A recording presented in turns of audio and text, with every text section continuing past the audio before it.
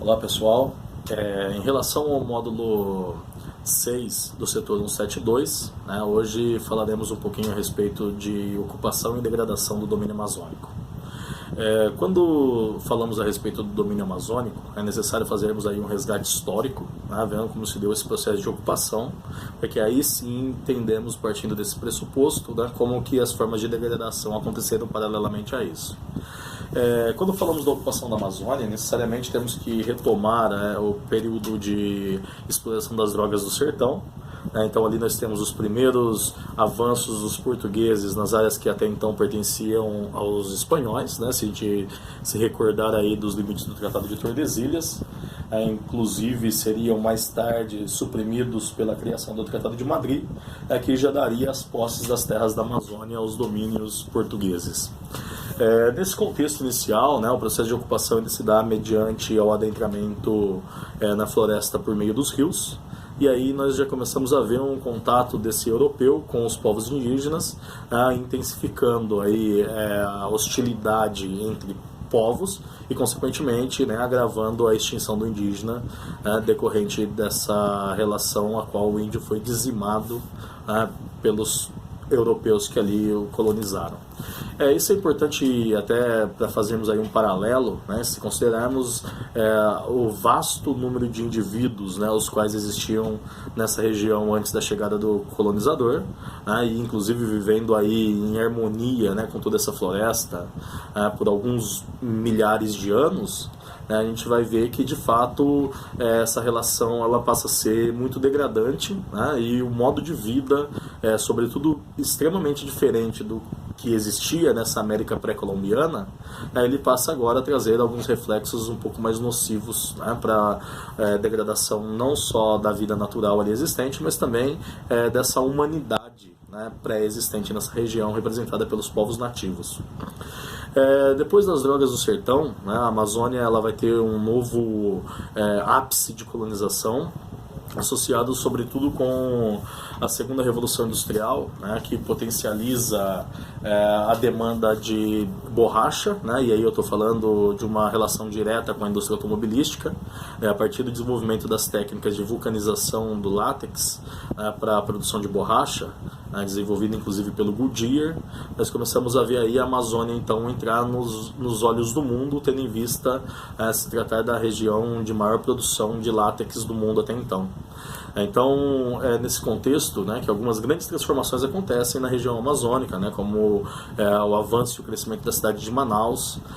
o investimento infraestrutural na região. Nós começamos a ver aí até alguns patrimônios arquitetônicos que se destacam nos dias de hoje, sendo produzidos nesse período. Um exemplo é o próprio Teatro Amazonas,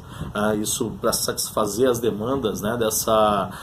população que passara a enriquecer nesse contexto da exploração da borracha na região, e aí eu estou falando dos barões da borracha, ou inclusive a borracha nesse contexto era conhecida como ouro negro, permitindo aí o enriquecimento de muita gente e uma ocupação significativa da floresta. Talvez como um dos grandes legados dessa ocupação, nós temos aí a construção da ferrovia Madeira-Mamoré, a própria anexação do Acre, que até então pertencia à Bolívia, ao território brasileiro, isso com o intermédio das relações diplomáticas do Barão de Rio Branco, inclusive é o que faz com que a capital do Acre hoje seja chamada de Rio Branco, em homenagem a toda essa atuação diplomática do Barão do Rio Branco, permitindo com que essa região fosse anexada ao Brasil, evitando possíveis conflitos. Mais tarde, após esse período de século XIX, de final do século XIX, onde o látex se destaca como o principal produto da Amazônia, nós vamos ver o ciclo da borracha, a fase econômica da borracha, ela ser afetada diretamente por talvez um dos casos mais emblemáticos de biopirataria. Então, mudas de seringueiras são levadas da Amazônia para colônias britânicas, em territórios como, por exemplo, a Malásia, e aí então o Brasil perde o destaque como monopólio das produções de látex, passando a concorrer diretamente com a Malásia, perdendo grandes mercados, reproduzindo aqui no Brasil mais tarde a decadência dessa atividade de destaque nesse contexto. Então, pós-fim do ciclo da borracha, depois o novo período de vasto desenvolvimento, né, de vastas ações públicas que conduziriam pessoas e transformações da região amazônica, já estão associadas com o contexto da ditadura militar. Embora Getúlio Vargas já tivesse estabelecido um conceito muito importante, que era o conceito de Amazônia Legal, então estabelecendo como Amazônia Legal uma região de aproximadamente 60% do território nacional, é uma área a qual tinha como abrangência toda a ocorrência da floresta amazônica no Brasil, com destaques para o estado do Mato Grosso, por exemplo, que nem faz parte da região norte, mas também tem a ocorrência da floresta amazônica, e passaria então a esse conceito de Amazônia Legal, mais tarde no contexto da ditadura militar. Esse conceito ele seria retomado, para que os investimentos em relação à Amazônia estivessem delimitados pelo conceito de Amazônia Legal. Então, quando se falava em algum investimento infraestrutural para a região amazônica, essa região amazônica referida tratava-se da Amazônia Legal. Ao longo da ditadura militar, muitos projetos são estabelecidos para essa região. Aí poderíamos citar, por exemplo, a criação da SUDAM, a Superintendência para o Desenvolvimento da Amazônia. Ela seria responsável aí nos anos 60, quando criada, justamente para intensificar o processo de ocupação e desenvolvimento infraestrutural para os projetos de concessões que passariam a acontecer na Amazônia. Grandes projetos de concessões para empresas estrangeiras foram cedidos nesse momento, dando origem a projetos de mineração, como o projeto Grande Carajás, projetos de indústrias de papel e celulose, como por exemplo o projeto Jari,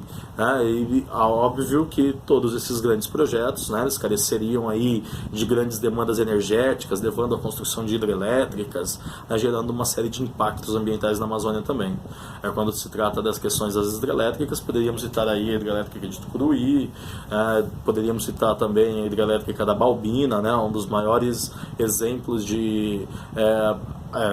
desastre ambiental, para uma geração irrisória de energia, um projeto obviamente não viável, e ainda assim construído. Então tudo isso já começa a colocar a Amazônia em uma situação de maior fragilidade. Outros projetos também com focos diferentes também poderiam ser citados, como o próprio projeto Radan, Radar da Amazônia. Ele surge como um projeto para se estabelecer um grande levantamento físico da Amazônia, envolvendo fotos aéreas, fotogrametria, para se conhecer as estruturas de relevo, as potencialidades do solo, as potencialidades do subsolo, as potencialidades hidrológicas. E todo esse grande mapeamento da Amazônia permitiria um conhecimento melhor sobre ela e, naturalmente, garantiria que melhores projetos, seja de mineração, seja de agropecuária, de agroindustrialização, pudessem ocorrer de maneira mais efetiva, permitindo o desenvolvimento dessa região. Então o projeto Radan ele veio para respaldar os investimentos que estariam associados com a SUDAM,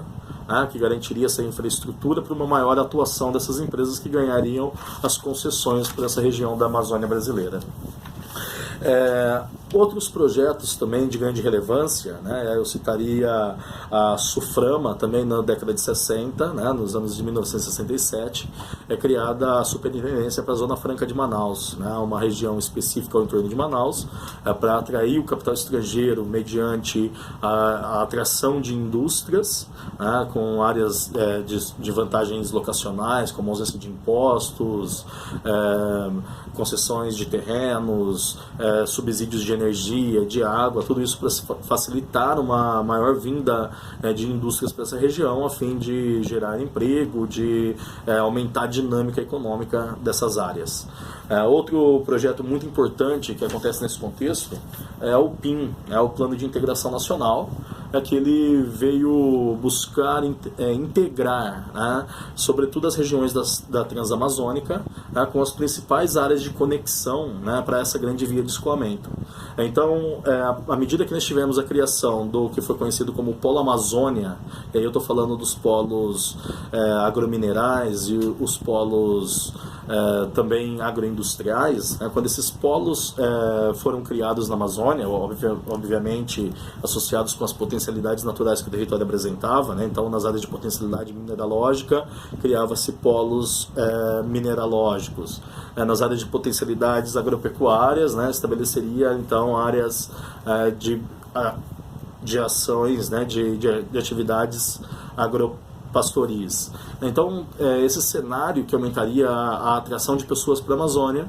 faria com que nós tivéssemos um processo de ocupação mais efetivo, e com isso se iniciaria também um processo de degradação mais efetivo, rompendo as estruturas ambientais e sociais já existentes na floresta. Então a gente começa a ver, né, que paralelo a essa construção das grandes rodovias da Amazônia, né, isso fez com que tivesse a demanda por surgimento de estradas menores e essas menores interligadas a outras menores ainda. Então isso foi conhecido como modelo de desenvolvimento em espinhas de peixe, né, porque ao longo das grandes rodovias nós tínhamos ali rodovias menores que conectavam essas maiores e outras menores ainda que conectavam essas secundárias, né, que se conectavam até as principais. E toda essa alteração, né, essa construção de infraestrutura, tudo isso naturalmente gera aí grandes impactos. E aí, óbvio que para se construir uma estrada, né, ou uma ferrovia, não se desmata apenas a área onde está se construindo a rodovia ou a ferrovia. Para se chegar com os maquinários até ali, o impacto para isso tudo poder acontecer, ele é muito maior, né, do que necessariamente o impacto direto da construção desse ou daquele empreendimento. Então é nessa maneira que a Amazônia ela começa a ser gradativamente alvo de uma maior, né, de uma intensidade de atuação humana cada vez mais crescente. Um outro fenômeno, e esse por sua vez está associado sobretudo com o agronegócio, é o aumento das queimadas e do desmatamento, né, para que as regiões da floresta passassem a se transformar em áreas de cultivos, né, e bem como áreas de pastagens. Então a gente começa a ver a expansão gradativa, né, do que nós chamamos de fronteira agropecuária brasileira, né? Então o Brasil ele começa a ter uma expansão das suas fronteiras agrícolas, passando do Cerrado atingindo o sul da região amazônica. Quando a gente considera aí o estado do Mato Grosso e o estado do Pará, por exemplo,